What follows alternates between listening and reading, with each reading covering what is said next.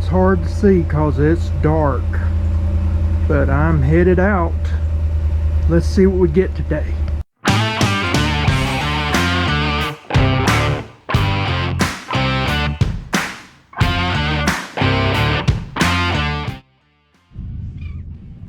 Right now I'm over a grass flat, so I'm gonna try out something.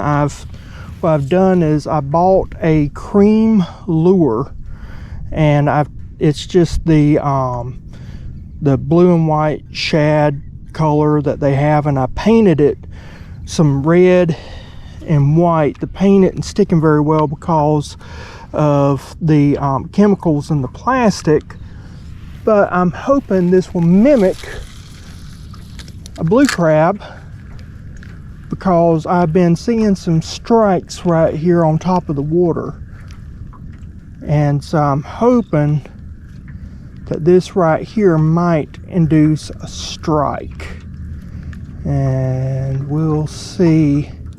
I'm not going to stay here very long. Whoops, something just tried to get a hold of it.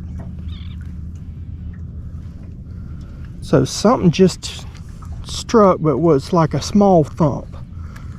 So we're going to try this out. So the water has been dragging me a few hundred yards towards the Gulf, and I just spooked a massive red. So yeah, they're in here.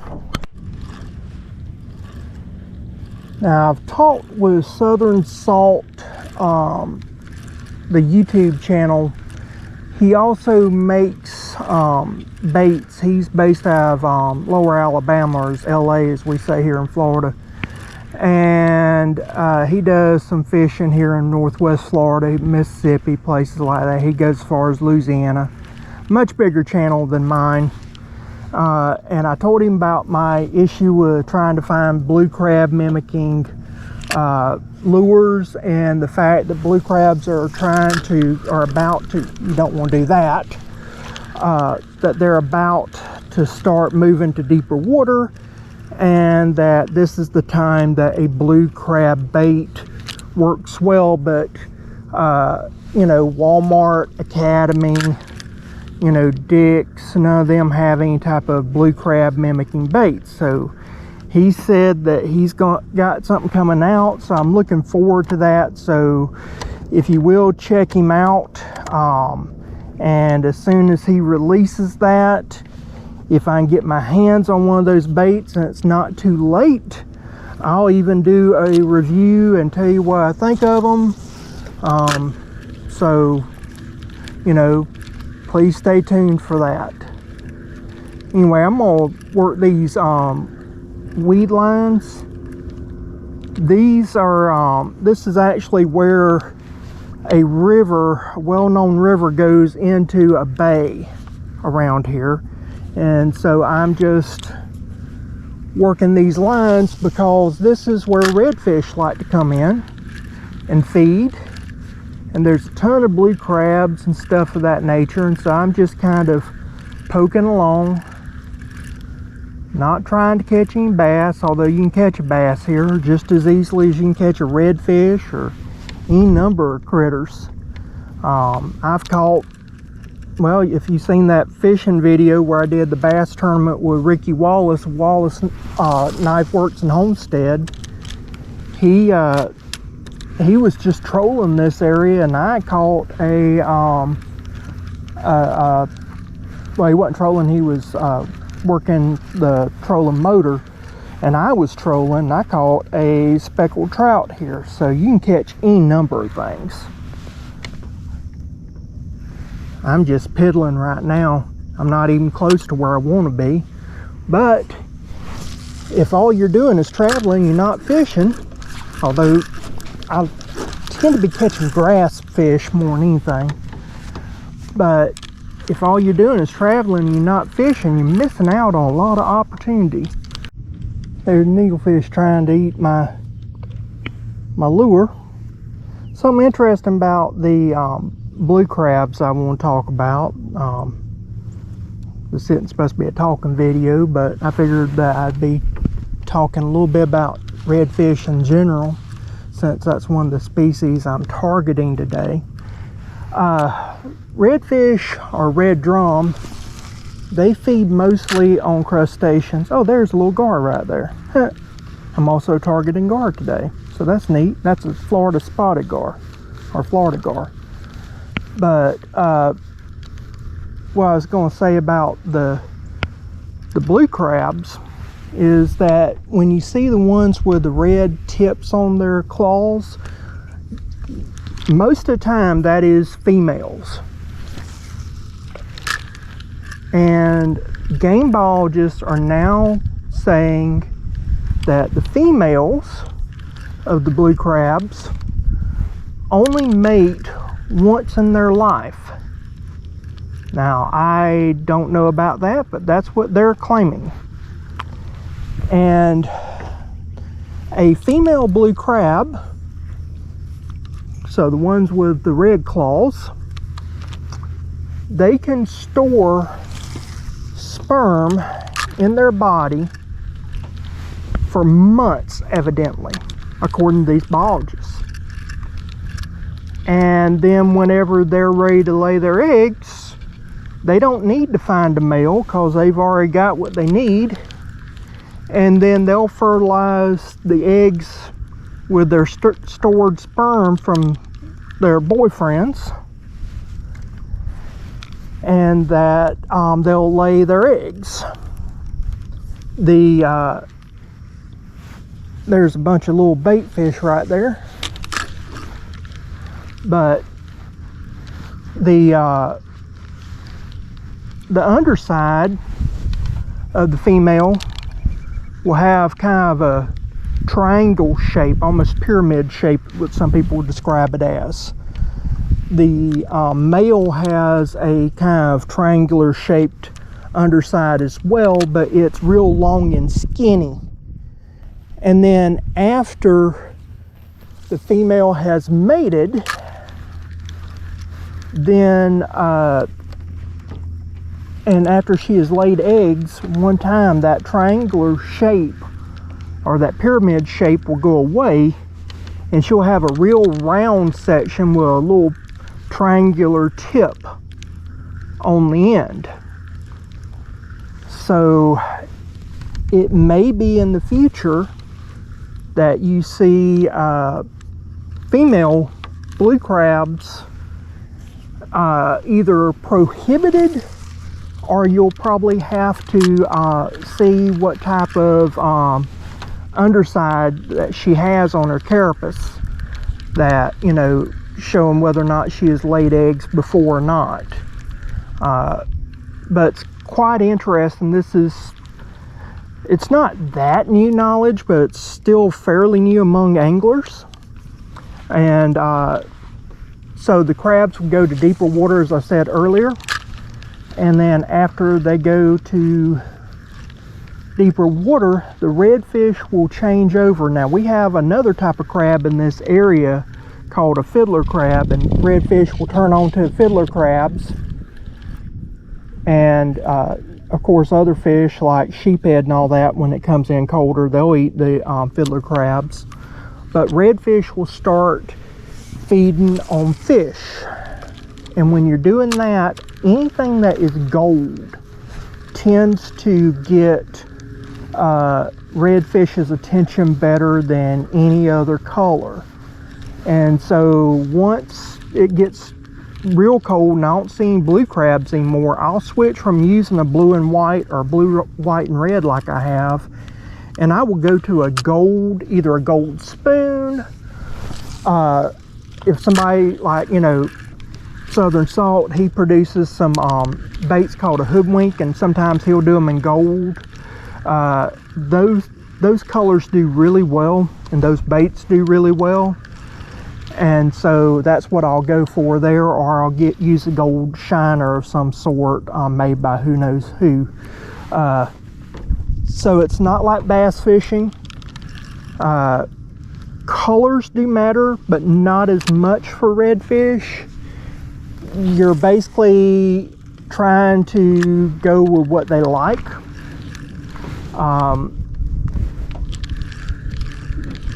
striped bass, when it gets colder, they'll be coming in and running with redfish. They'll be chasing after mullet. Striped bass tend to like silver stuff. They tend to like grays and whites and things of that nature. So when I'm fishing for striped bass, I'll have maybe a silver spoon, and when I see a redfish, I'll have a different rod rigged up with a gold spoon. And ironically, I have never caught a redfish on a silver spoon or silver bait, even though they're chasing after mullet. And when you talk to the old timers, they all say the same thing, that they're very finicky, and so are striped bass. So just something I thought I'd share. I don't know if you can see right in front of us, but that is a rather large gator crossing. So yeah, there's that. Oh well, he's just trying to do what I'm trying to do, catch something to eat for a day. If we get close enough, I'll video him. I'm not trying to harass him, but we are going the same general direction, so he just needs to be mindful of the fact that, you know, I got right away. Ooh, something just hit up under my crab. Alright, or my lure. Now I've got two things to be mindful of: fish and the gator. Yeah, I love Northwest Florida, y'all. That gator is leaving a heck of a wake. He's trying to avoid me, which is fine because I didn't want to really harass him. But I did get a chance to see his head. That's got to be at least 14 inches across the eyes. That is a big joker. He's almost as long as my boat. And he is just trucking, leaving a wake like he's a bass boat. And it's looking like he's not even putting any effort into it. That's the thing about this place. It's got some huge critters, and all of them are hungry. Now we're getting into brim and gar territory, so I'm probably going to be looking for gar and fishing for brim, so that we can get to where the catfish are, because we're trying to target multiple species today, because multiple species are available. So see you in a minute.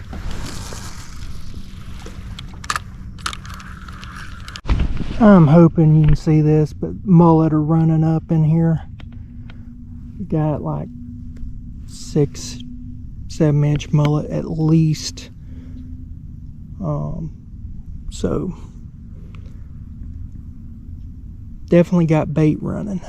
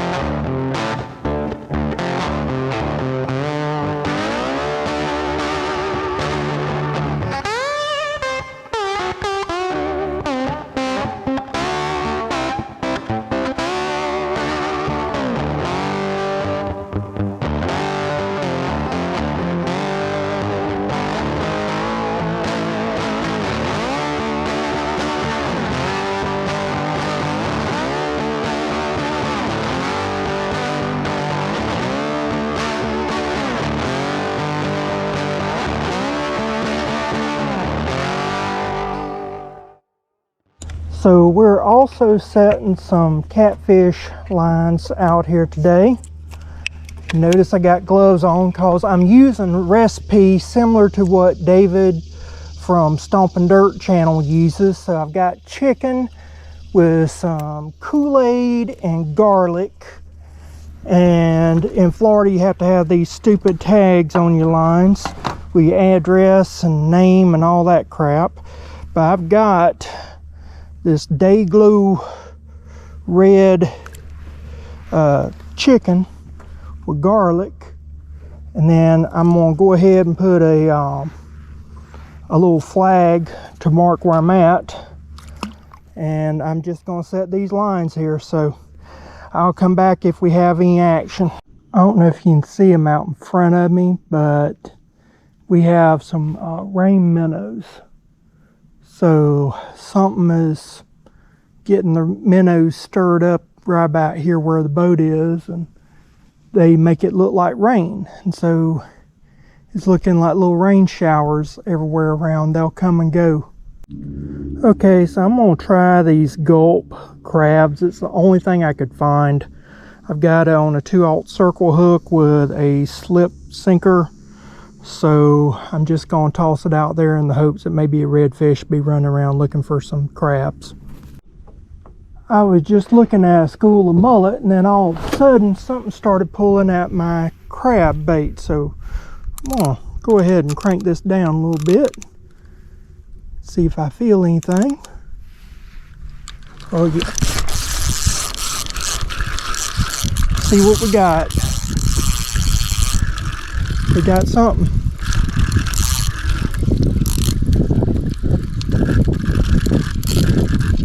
It ain't big, whatever it is.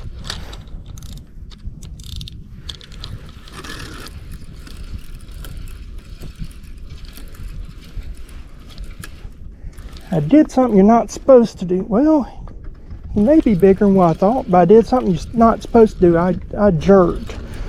You're just supposed to reel and let them set themselves. I have caught a freaking... I caught a cat. That's not the cat I want. This right here is a hardhead. And they are not that great to eat. So yay. Crap. I'm gonna take him off and throw out this crab again, see if I can't get something. Something right now is pulling on my rod. Tighten this up.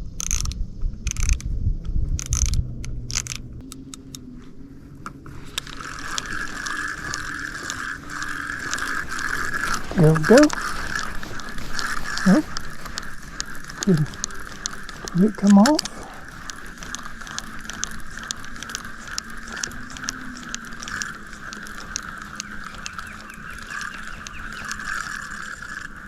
Yep. Whatever it was came off. Probably a crab. That right there is osprey.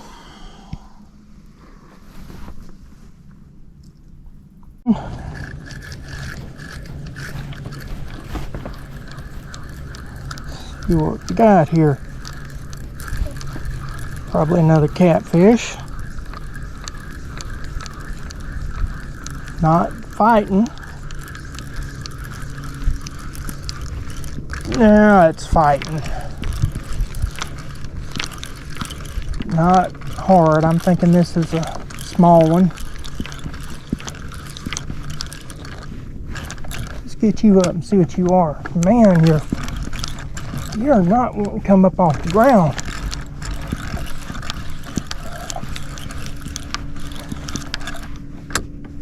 Oh man. Good night. Now this is a fight. Unless you got around a tree limb. I bet you got around a tree limb.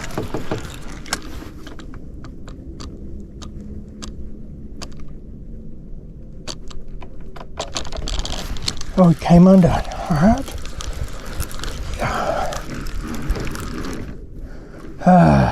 Another one of those hard heads.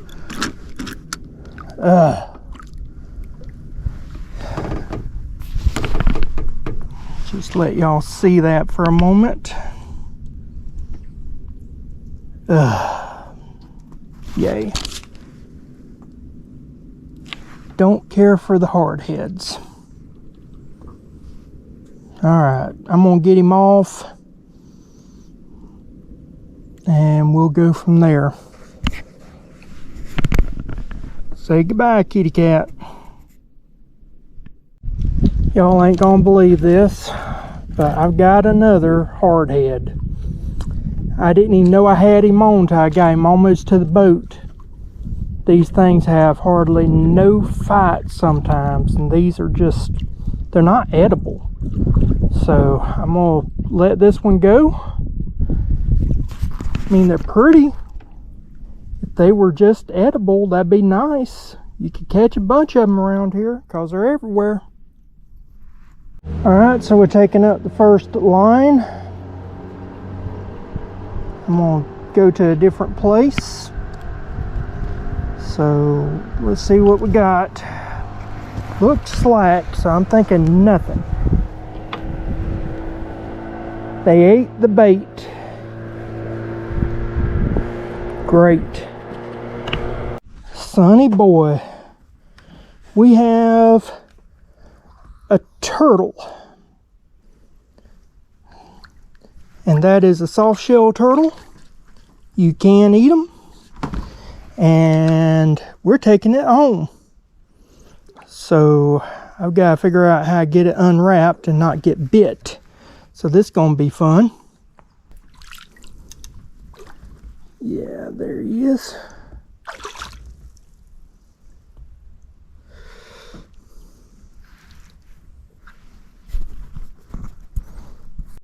Well, crap.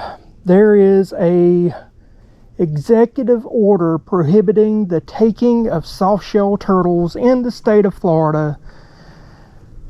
I can't take one. So we gotta get this thing off, and I don't know how I'm gonna deal with that. I'm gonna try to avoid getting hurt, but I don't want this turtle to be hurt either, because I do care about wildlife. And since I can't take it, I want to make sure that's not harmed. There's turtle we released.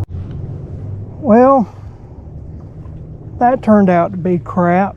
Actually, I would say 75% of the bait was stripped off. Got that one soft shell turtle. Even though I consider the FWCC to be one of the sorriest excuses for a state-run agency I've ever seen, you still must comply with the rules. And even though they do crap to really preserve anything, and they've been taken over by a bunch of environmentalists, still got to do the rules. So we're going to head on out and see if I can't find someplace a little bit more productive. So I thought that I needed to go ahead and explain what I was talking about. So this website has been changing constantly since Ricky and I went out on the water back in August. So if you remember that video, we went out catfishing. We caught a soft shell turtle. I looked up the regulations. It was still in the nesting period, and so therefore we put it back. But there was nothing about executive order.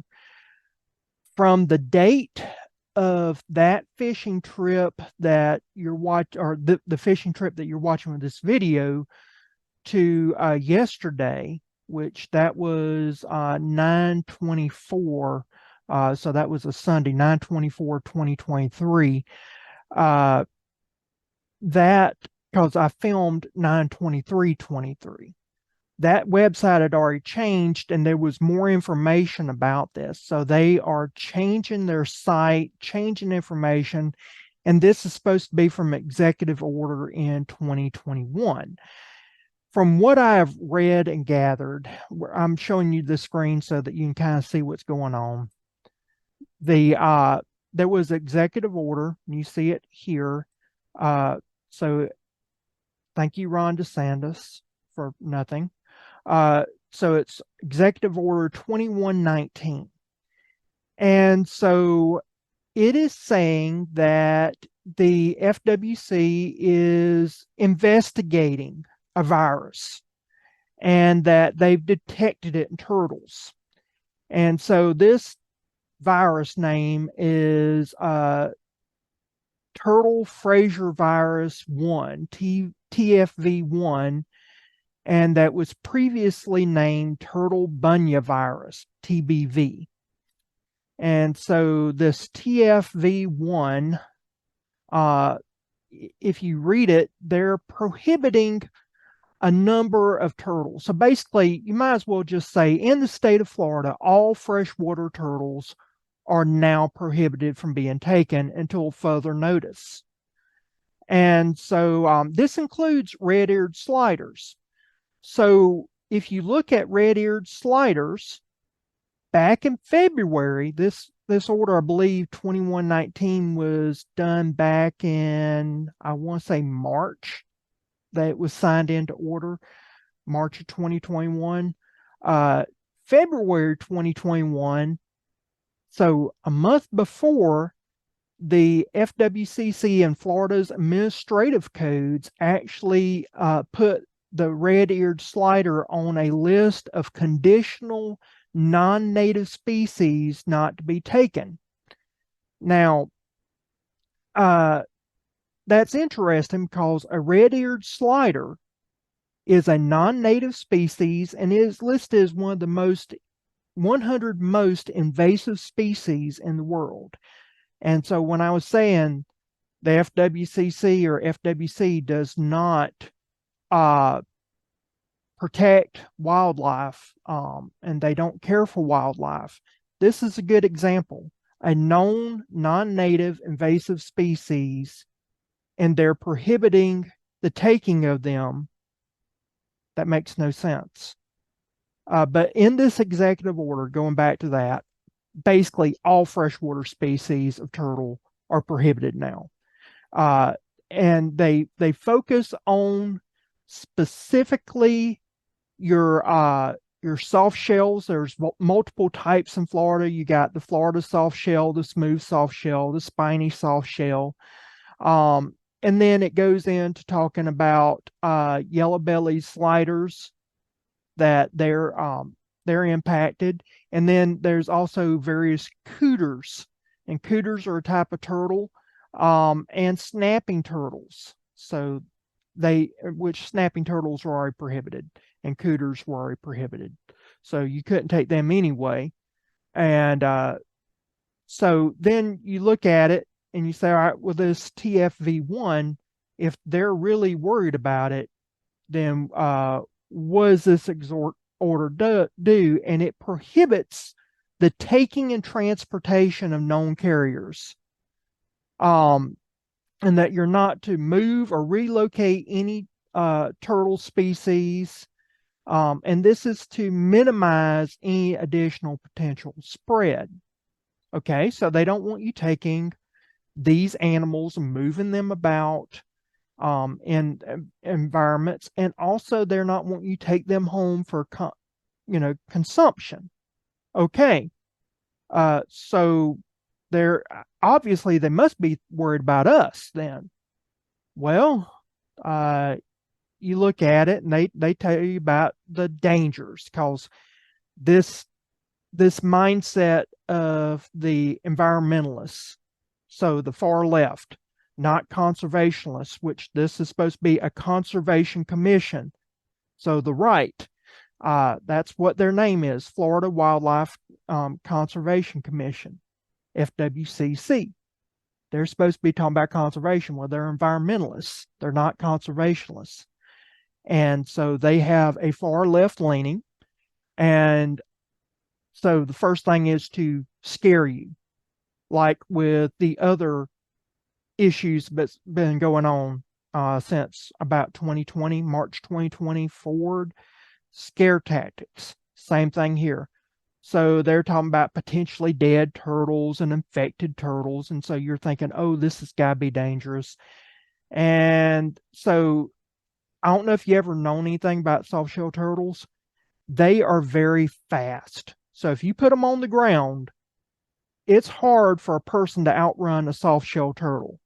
Unless you are somebody that's good at sprinting, it's hard to beat a soft shell turtle. You wouldn't think that, but it's true, because I've had to chase after them. And so in this, it's talking about that they may have problems breathing. All right. Well, problem is that soft shell turtles, they will make a hissing sound to try to scare you away, being reluctant to flee. All right. Sometimes they will. That's their part of their nature. They don't want to flee for some reason. But when they do flee, they run. And then talking about some type of swimming problems. Okay. And then you look at that they want you to report. So they're basically given the inference that they're not going to go out and be collecting data on their own, or if they're doing it, it's going to be with just a few people, not a lot. So they are wanting people to report, and they have a link above that you can, in this report here, that they or this notice that you can go and report sick turtles, and then they're really not going to do anything. Trust me. They don't make the inference that they're going to do anything, and me dealing with them in the past, they're not going to do anything. But they're going to use this against anglers and recreational fishermen, recreational people that go after turtles, anything of that nature. If you're trying to eradicate them, they'll go after all that, and they'll use that data, but they won't actually do anything for the turtle. And then it doesn't say here, but when I was looking, it says can be transmitted to humans or anything like that. It says there's no evidence suggests that humans or wildlife other than turtles can be infected by TF1. So they infect other turtle species. So if you were to consume a possibly infected turtle, you wouldn't be impacted, and there's no way to cure it. So what they're doing is they're just saying these turtles, if they get sick, that basically there's nothing you can do. When I've looked up how you can tell if they're sick, one of them was like if there's a discharge coming out of its nose or mouth. So basically, if it's got the sniffles, or it says that if it's kind of orangish, sometimes that's a sign. But they're showing here this healthy turtle here, and if you look around the mouth and nose, it's kind of got an orangish hue anyway. So basically, other than the fact that maybe it's swimming crazy, or it's just not moving much, or you put it down and you try to make it run, it doesn't run, which why are you trying to make a turtle run and terrify it? That makes no sense. But if you were to see that, then yes, you probably got a sick turtle on your hands. But I thought it was so important because I was being so negative, and I try not to be negative. But when it comes to FWCC, they are about the most useless organization in the state of Florida I've ever dealt with. Florida DOT is right up there with them, Department of Education as well. But FWCC, they've gone so far left that if you're a hunter or a fisherman, your rights are being eroded away left and right. And they're using monies that they collect from us sportsmen in additional taxes that we self-impose through the Pittman-Robertson. And we really need to have that repealed. So please write your senator and congressman and ask them to repeal Pittman-Robertson, because these state agencies, especially in Florida and NOAA, they just released that they're actually overestimating number of red snappers that they have been stating that were being taken, and that now there's this big debacle over that, because that's impacted businesses, that's impacted sportsmen, and they're using Pittman-Robertson Act funds for that. So we need to defund them so that these far left people have less money to operate off of. But I just wanted to tell you that. So in the state of Florida, according to this, according to their website, so I'm at the Florida Fish and Wildlife Conservation Commission. So I'm at their website, and that's their little report thing where you can self-report, and this is telling you everything, and I'll put down the link in the description. But yeah, you can't harvest any turtles until we get a new governor or DeSantis takes action.